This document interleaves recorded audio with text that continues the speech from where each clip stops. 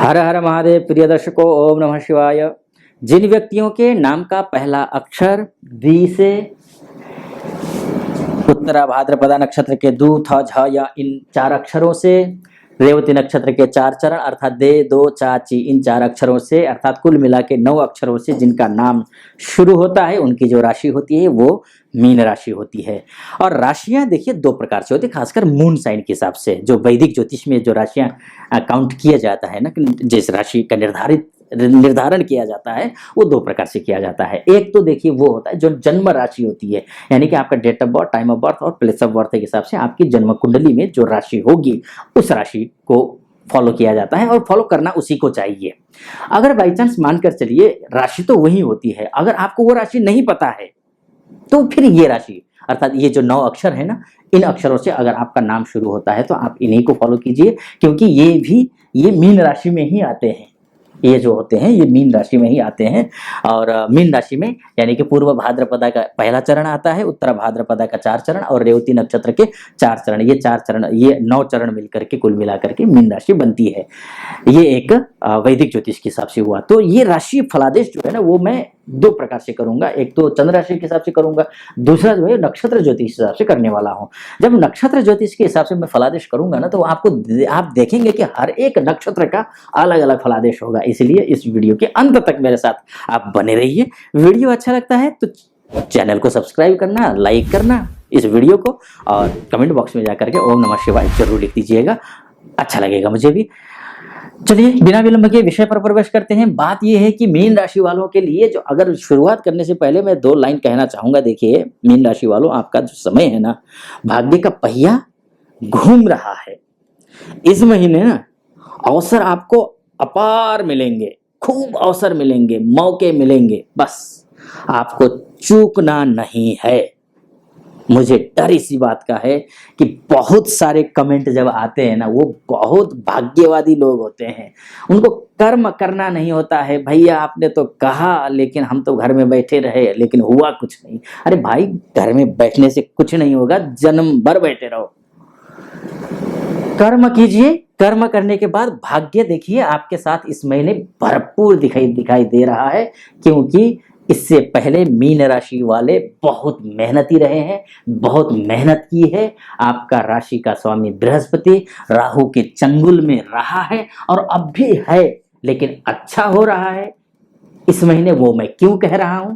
क्योंकि राहु जो है राहु से बृहस्पति का डिस्टेंस बढ़ता जा रहा है, यानी कि एक अंश 45 कला का राहु है 1 तारीख को, और जो बृहस्पति है वो 21 अंश 22 कला का है। समझ रहे हैं? यानी कि 20 डिग्री से भी ज्यादा का अंतर है इस महीने। तो यानी कि राहु का और गुरु का जो गुरु चांडाल योग था ना, वो बेहद कम, बहुत कम उसका दुष्प्रभाव आपके जीवन में रहा है। इसलिए मैंने कहा भाग्य का पहिया घूम रहा है। वो कहते हैं ना, कस्यैकांतम सुखम उपनतम दुखम एकांततो वा नीचैरपि गच्छति उपरि च दशा चक्र नैमिक क्रमेण। अर्थात किसने केवल सुख ही देखा है और किसने केवल दुख ही देखा है। जीवन की दशा एक चलती हुई पहिए के घेरे की तरह होती है, जो क्रम से ऊपर और नीचे आता और जाता रहता है। इसीलिए ये जो संस्कृत का श्लोक है ना, वो आप पर बिल्कुल फिट बैठता है। अभी तक जैसा था ना, वो अब ऐसा नहीं रहेगा। भले ही आप शनि के 7.5 से पूरे अभी और 6 साल पीड़ित रहने वाले हैं, परेशानियां हैं, लेकिन बहुत कुछ अच्छा होने वाला है। इस महीने भी अच्छा होगा, आगे आने वाले महीनों में भी मैं आपकी फलादेश करता रहूंगा। और क्या क्या अच्छा होगा ये मैं इस महीने वो मैं आपको बताता हूँ। पहले स्वास्थ्य के दृष्टिकोण से आप अच्छे रहने वाले हैं। गाड़ी, वाहन, घर या भूमि, इष्ट मित्र, दोस्त, फ्रेंड सर्कल, इनसे अगर आप किसी प्रकार का कोई सरोकार रखते हैं, वर्तमान संबंध है, कुछ गृह प्रवेश करने की सोच रहे हैं, भूमि खरीदने की सोच रहे हैं, फ्रेंड सर्कल से काम निकालने की सोच रहे हैं, नाते रिश्तेदार की जरूरत है वर्तमान में, तो आपके लिए समय ये उपयुक्त है, समय अच्छा है। बिजनेस कर रहे हैं तो भी समय अच्छा है, बिजनेस करने वालों के लिए भी समय बहुत अच्छा है। लेकिन उनके लिए एक बात ध्यान देना होगा, बिजनेस करने वालों के लिए दाम्पत्य जीवन में किसी प्रकार का कोई उठापटक चल रहा हो, बात कोर्ट कचहरी तक पहुंच चुकी हो, उनके लिए गणेश अथर्व शीर्ष का पाठ करना है, ध्यान रखना। क्योंकि आपका बृहस्पति तो चलिए राहु के चंगुल से दूर हो रहा है, लेकिन आपका जो सप्तमेश यानी कि बिजनेस कारक ग्रह है, दाम्पत्य जीवन कारक ग्रह है ना, वो त्रिकस्थ हो गया है। त्रिकस्थ ग्रह शुभ नहीं माना गया है। केंद्रेश होकर के त्रिकस्थ होना शुभ नहीं है, नहीं माना गया है। इसीलिए आपको बिजनेस करना हो, डील करना हो, गणेश जी का नाम लेकर के कीजिए। बिजनेस को शुरू करने जा रहे हैं तब भी आप गणेश जी का नाम लेकर के आप शुरू कीजिए। या फिर दाम्पत्य जीवन में किसी प्रकार का कोई मनमुटाव चल रहा हो तब भी आप गणेश जी का नाम लीजिए, गणेश अथर्व शीर्ष का पाठ कीजिए, उसके बाद शुरू कीजिए, आपके लिए अच्छा रहने वाला है। ये सारी चीजें अच्छी हो जाएंगी। उसके बाद जाकर के बात कर लेते हैं आपका उसके बाद लव लाइफ की बात कर लेते हैं, शिक्षा की बात कर लेते हैं और संतान सुख की बात कर लेते हैं। ये सारी चीजें इस महीने आपको मिलती हुई अच्छी होती हुई दिखाई दे रही हैं। जो भी प्रॉब्लम्स रही हैं शिक्षा को लेकर के, लव लाइफ को लेकर के, संतान संबंधित समस्याएं रही हो, वो इस महीने सुलझती हुई दिखाई दे रही हैं।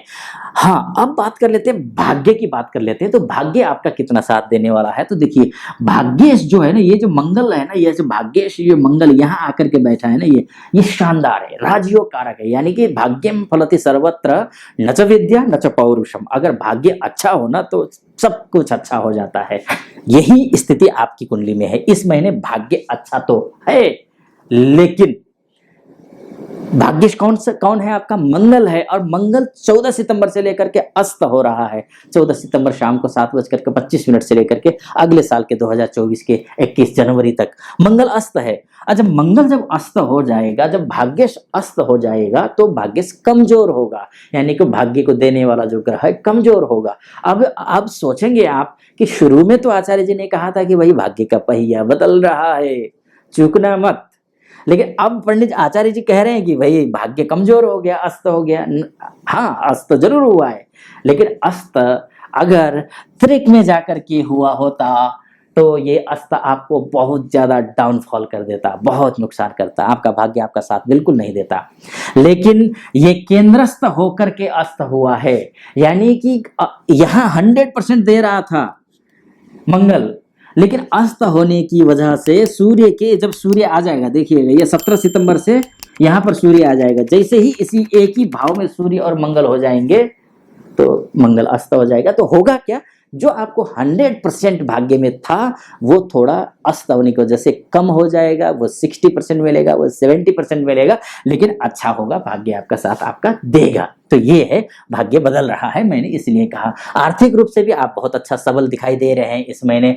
और नौकरी, मान सम्मान, पद प्रतिष्ठा, इंटरव्यू इत्यादि देने जाना है, आपको नौकरी कर रहे हैं, प्रमोशन का योग भी दिखाई दे रहा है। कलीग के साथ में बनती हुई दिखाई दे रही, इस महीने बॉस के साथ में भी बनती हुई दिखाई दे रही है। साहस को बनाए रखना, बस इतना निवेदन मेरा है। देखिए, कभी भी ध्यान रखना, मंगल अस्त होता है तो मंगल दो चीजों पर चोट पहुंचाता है। एक तो जो भाई बंधु हैं उनसे सहयोग नहीं मिलता है, दूसरा आपको अंदर से तोड़ता है। मंगल अस्त जब भी होता है आपका मनोबल गिरा देता है, आपका साहस को तो डैमेज करता है। बस हनुमान जी का पाठ करना, हनुमान अष्टक का पाठ करना, हनुमान चालीसा का पाठ करना, जो भी आप हनुमान जी से रिलेटेड पूजा पाठ कर सकते हैं। बहुत लंबी फेहरिस्त है हनुमान जी की पूजा पाठ के, तो बहुत सारी वीडियो में मैंने कहा भी है, पूरा विस्तृत जानकारी दी है। आप हनुमान जी की पूजा पाठ कीजिए, आपका भाग्य आपका साथ देगा, हर एक मामले में आपको अच्छी सफलता मिलेगी। चलिए, ये बात हुई वैदिक ज्योतिष की। अब बात कर लेते हैं नक्षत्र ज्योतिष की। नक्षत्र ज्योतिष के हिसाब से पहले बात कर लेते हैं पूर्व भाद्रपदा नक्षत्र के। पूर्व भाद्रपदा नक्षत्र अर्थात आपका जन्म नक्षत्र, यानी कि दी अक्षर से जिसका नाम शुरू होता है उसका जो नक्षत्र होता है वो पूर्व भाद्रपदा नक्षत्र होता है। और आपके राशि का स्वामी कौन है? बृहस्पति है। बृहस्पति का अब वर्तमान में कौन से नक्षत्र में गोचर कर रहा है? वो भरणी नक्षत्र में है। भरणी नक्षत्र के हिसाब से आपके नक्षत्र से भरणी जो नक्षत्र है ना, वो प्रत्यय तारा के अंतर्गत आता है, जो कि शुभ नहीं है। अर्थात कुछ बातें आपको एहतियात बरतने के लिए मैंने यहाँ जरूर कहा था, लेकिन यहाँ प्लस पॉइंट था, बहुत अच्छा था, बहुत अच्छा है यहाँ वैदिक ज्योतिष के हिसाब से। लेकिन नक्षत्र ज्योतिष के हिसाब से द्वि अक्षरों वालों के लिए प्रत्यय तारा है, जो कि बहुत शुभ नहीं है। तो करना क्या है? वही जो मैंने वैदिक ज्योतिष में उपाय किस किस की पूजा करने के लिए कहा था वो पूजा करना। एक तो मैंने हनुमान जी को कहा है, दूसरी बात गणेश जी के लिए भी कहा होगा, गणेश जी के नाम लेने के लिए भी कहा होगा, उनकी पूजा करना शुभ हो जाएगा, अच्छा हो जाएगा। अब बात कर लेते हैं उत्तरा भाद्रपदा नक्षत्र की, यानी कि दू, था, झा, या इन अक्षरों से जिनका नाम शुरू होता है उनकी बात कर लेते हैं। वैसे बहुत कम लोगों का होता है इन अक्षरों से नाम शुरू। आप जन्म कुंडली में जाकर के जन्म राशि जरूर देख लीजिएगा, इनसे अक्सर इनसे जन्म राशियां ज्यादा होती है। नाम यहाँ से नाम रखते नहीं है, झ से नाम कम होते हैं। अगर है तो ये उत्तरा भाद्रपदा नक्षत्र की बात कर लेते हैं, तो उनके हिसाब से क्षेम तारा है, क्षेम तारा के हिसाब से कल्याणप्रद अर्थात बहुत अच्छा, बहुत बढ़िया, बहुत शानदार बनता है, यानी कि अच्छा है समय इनके लिए। किनके लिए? उत्तरा भाद्रपदा नक्षत्र वालों के लिए। बात अब अंतिम में रेवती नक्षत्र की, दे दो चाची, इन अक्षरों से जिनका नाम शुरू होता है उनकी बात कर लेते हैं। विपत तारा है, शुभ नहीं है, अच्छा नहीं है रेवती नक्षत्र वालों के लिए। जिनके लिए नक्षत्र ज्योतिष में मैं कह रहा हूं ना कि अच्छा नहीं है, तो ध्यान क्या रखना है कि जो मैंने उपाय बताए हैं ना, वो उनको मन में ना बिल्कुल इफ बट कुछ लाए बिना वो उपाय करना ही करना है। नहीं करोगे फिर कमेंट बॉक्स में आकर के कहोगे कि आचार्य जी फायदा तो हुआ नहीं। ध्यान रखना, करिए उपाय, फायदा होगा, आपके लिए शुभ रहेगा, नक्षत्र हिसाब से भी, नक्षत्र ज्योतिष के हिसाब से भी, वैदिक ज्योतिष के हिसाब से भी। चलिए इस वीडियो को मैं यहीं पर समापन करता हूं। आपको वीडियो कैसा लगा? अच्छा लगा हो तो चैनल को सब्सक्राइब कर देना, लाइक कर देना और कमेंट बॉक्स में जाकर के ओम नमः शिवाय जरूर लिखिएगा। चलिए फिलहाल अनुमति दीजिए। ओम नमः शिवाय।